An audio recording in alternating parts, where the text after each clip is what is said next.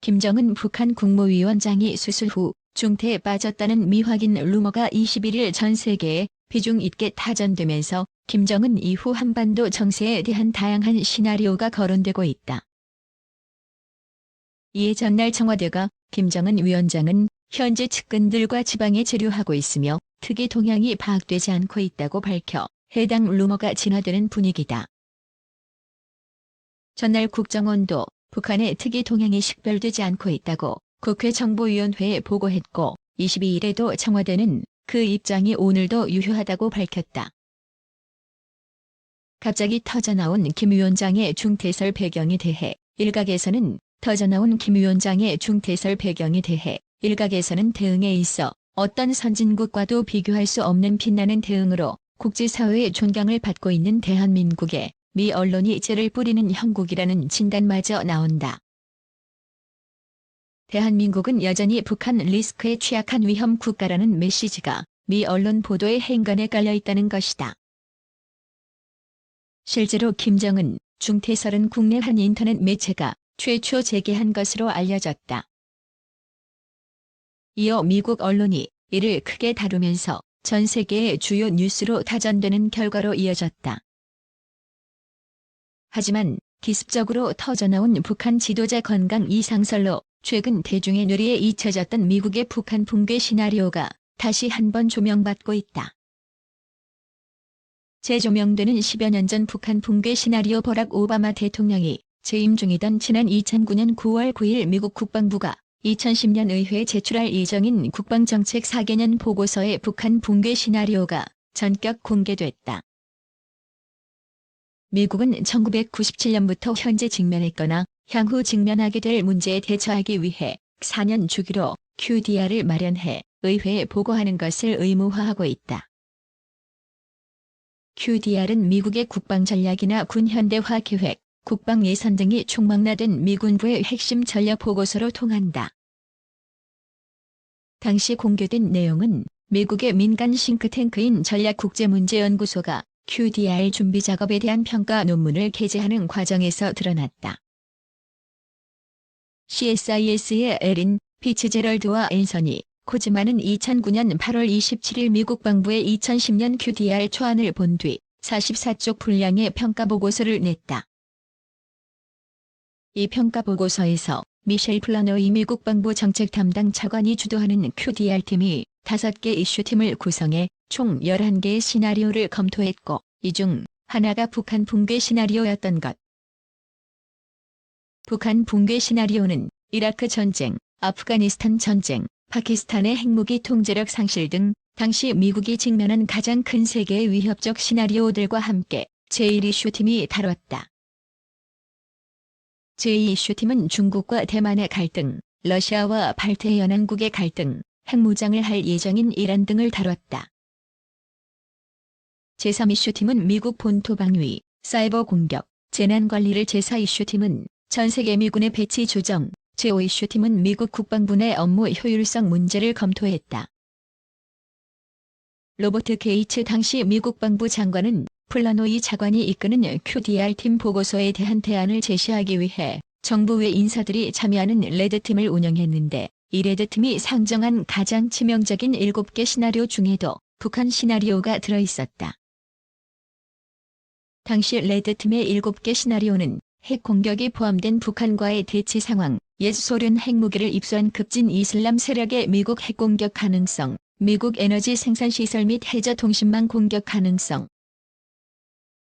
미군 이라크 철수, 중국 대만 침공에 따른 제3차 세계대전 발발, 파키스탄 내전에 따른 파키스탄 핵무기 안전성 상실, 전 세계적인 대유행병 창궐 등이었다. 이때 미국의 북한 붕괴 시나리오는 북한 지역을 미국, 러시아, 중국, 일본이 분할 통제하는 방안을 담고 있었던 것으로 알려졌다. 북한이 붕괴되면 평양과 황해남, 북도는 유엔이 점령하고 강원도는 미국과 일본, 함경북도는 러시아, 함경남도와 평안남, 북도 및 자강도, 양강도는 중국이 점령하는 시나리오로 이뤄진 것으로 전해졌다. 6년 후 원전 반대그룹이 공개한 자료서 구체화 이러한 시나리오는 6년 후인 2015년 8월 5일께 일명 원전반대그룹이라는 단체가 정부 기관 문서로 추정되는 자료를 해킹해 유출한 자료들에서 더욱 구체화된 형태로 나타났다.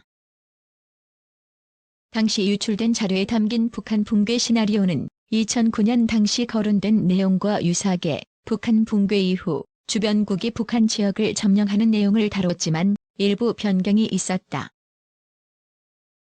당시 자료에는 한반도 이북 지역 지도와 함께 북한 지역을 4개국이 분할 통제하는 방안에 대한 논의를 합참에 요청함이라는 내용이 포함된 것으로 알려졌다.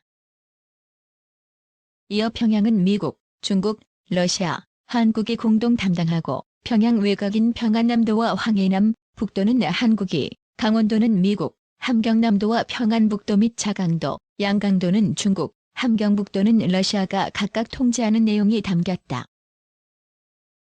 2009년 시나리오와 비교하면 일본이 빠지고 한국이 미국, 중국, 러시아와 분할 통제하는 방식으로 바뀐 것이다. 또한 이 자료에는 미국이 한반도 통일을 지원하기보다 중국과 마찰을 최소화해 한국에 대한 영향력을 유지하려는 의도라는 분석이 포함되어 있었다.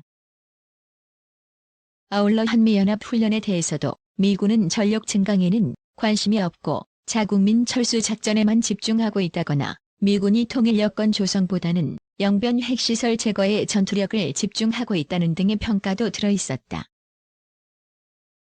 이에 한국 합참의장이 2차례에 걸쳐 한미연합 사령관의 관심을 촉구했지만 자세 변화가 없었다는 내용도 있었던 것으로 알려졌다. 태구민 김여정은 애송이로 본다. 이복 동생 김평일 주목해야. 태구민 미래통합당 서울 강남갑 당선자가 김정은 북한 국무위원장의 건강이 상설은 추측일 뿐이라며 그렇게 정확히 알 정도로 정보력이 좋다면 분단이 70년간 이어오지도 않았을 것이라고 말했다. 또 후계자로 김여정 제1부 부장이 거론되는 것에 대해선 우리가 놓치지 말아야 할 것은 김평일의 존재라고 했다. 23일 태당선자는 KBS 라디오 최강시사에 출연해 만약 김정은 위원장이 중태에 빠지거나 유고시가 되면 북한 체제가 버틸 수 있을 것 같냐는 질문에 즉시 북한 내부 혼란으로 이어지지는 않을 것이라고 답했다. 그는 북한 주민들은 맹목적으로 상부 지시에 따르는 습관이 길러져 김여정에 의한 새로운 지도 체제로 간다면 북한 주민도 따를 것이라고 했다. 다만 김여정 체제가 과연 얼마나 오래 지속하느냐는 게 문제인데 제 생각에는 이러한 과도기가 김정은처럼 오래 갈 것 같지는 않다고 의구심을 드러냈다. 그는 현 체제를 떠받드는 60, 70대 세력과 김여정은 거의 30년 이상 차이가 나 그들 눈으로 보는 김여정은 완전히 애송이라며 그들은 이 체제로 갈 것이냐, 이번 기회에 우리가 한번 갈아 뽑을 것이냐, 이런 고민을 분명히 할 것이라고 판단했다. 또 여기서 놓치지 말아야 할 것은 김평일이라는 존재라고 강조했다. 김평일은 김정일 위원장의 이복동생으로 이른바 백두혈통이다. 김정일과의 권력 다툼에서 밀려 1979년부터 해외 공관을 돌다 지난해 11월 40년 만에 평양으로 소환됐다. 당시 이를 김정은 체제 완성으로 해석하는 시각이 많았다. 따라서 김여정이 김정은의 후계자로 유력하게 떠오르고 있지만 나이가 어려 지도자로 인정받기 쉽지 않으며 오히려 같은 백두혈통인 김평일이 체제를 잡을 가능성이 있다는 것이다. 건강이 상설? 극비알 정보력이면 벌써 통일. 태당선자는 북한 최고 존엄이라고 하는 김정은의 건강에 대해서 알고 있는 사람은 진짜 극소수라며 나도 북한 외무성에 있었지만 최고 존엄. 북한 지도자의 김씨 일가의 건강과 관련해서는 최고위급 기밀 사항에 해당하기 때문에 그가 무슨 수술을 받았는지 이런 구체적인 상황을 가지고 이렇다 저렇다 말한다는 것은 좀 추측이다라고 말했다. 따라서 우리가 그 정도 정보를 가지고 있다면 분단이 이렇게 70여 년째 지속했을 거라며 최근 정보는 소식통에 따르면 시기 추측일 뿐이라고 선을 그었다. 하지만 태당선자는 북한 주민들이 모두 알고 있는 4월 15일 김일성 생일에 김정은이 안 나왔다. 북한 체제에서 있으면 안 되는 일이라며 북한 사람들은 공개적으로 말은 하지 않지만 속으로 왜 안 나왔을까 대단히 궁금해하고 이 궁금증은 지금 북한에서 일파만파로 퍼지고 있을 것이라고 추측했다. 그러면서 북한 당국이 그러면 김정은이 건재하느냐 아니면 건재하지 않느냐 빨리 북한 주민들에게 알려야 하는데 아직도 조용히 있다. 이게 대단히 이례적인 상황이라고 덧붙였다.